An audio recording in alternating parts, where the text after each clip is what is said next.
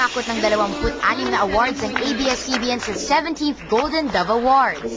Kabilang ang Best Television Station at Best Radio Station para sa DZMM.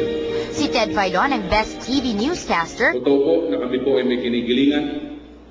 Yan po ay ang katotohanan. Kami po ay mayroong kinakampihan. Yan po ay ang taong bayan. At si Chief Correspondent Corina Sanchez ang Best Public Affairs Host for Radio at Best Magazine Host for Television. Pinaralan din si Corina bilang Kadoroy Broadcaster of the Year. Best TV Newscast naman ang News Patrol sa coverage ng Manila Peninsula Siege.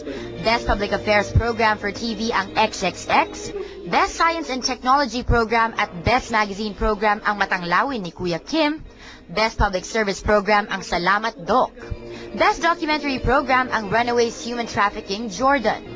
Nagwagi rin ang Sharon at Maalaala Mo Kaya bilang Best Drama Program. Gretchen Fulido, Patrol ng Pilipino.